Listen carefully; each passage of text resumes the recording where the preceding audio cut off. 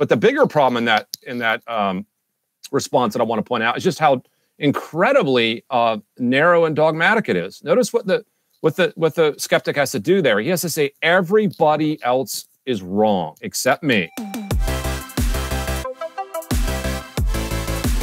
I want to ask you about miracles, because growing up in church, you know, we do the coloring pages and we sing songs about Jonah and the whale. We color pages of Jesus healing people, the resurrection, and it all seems really normal when you're a kid growing up in church, when that's what everybody else believes. But then you get out into the world and you start to realize, oh wow, like people think this is kind of out there, and so.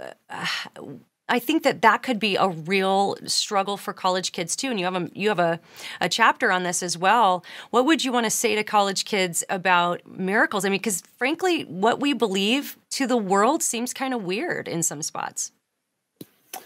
Yeah, I mean, it's you know, you're adding to the list of many things we believe here that the world has trouble with. You know, we talked about atonement. They don't believe that. Hell, they don't believe that.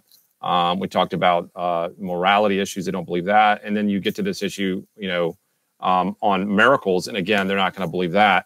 You know, I return again to one of my prior points is, okay, so if someone rejects miracles, which is what non-Christians typically do, notice again, they're not rejecting it based on evidence. They're basing it on prior beliefs.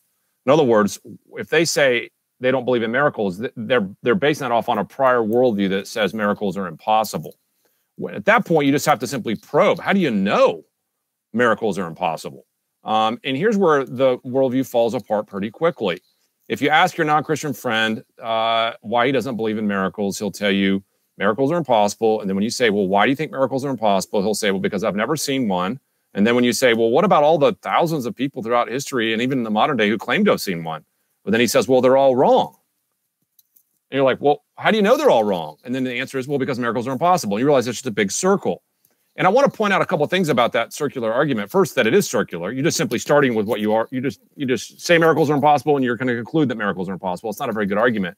But the bigger problem in that response that I want to point out is just how incredibly narrow and dogmatic it is. Notice what the skeptic has to do there. He has to say everybody else is wrong except me. All those thousands of people, hundreds of thousands, millions of people throughout history who claim to have seen a miracle, well, all of them are wrong, but I'm right.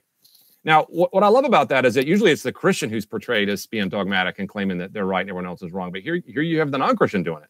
He's saying, no, they're all mistaken and wrong and you know, simpletons. But I figured it out. Miracles are impossible. And I just find that to be an incredible hubris, and it has no basis in fact. They cannot show that miracles are impossible. They have no evidence that miracles are impossible.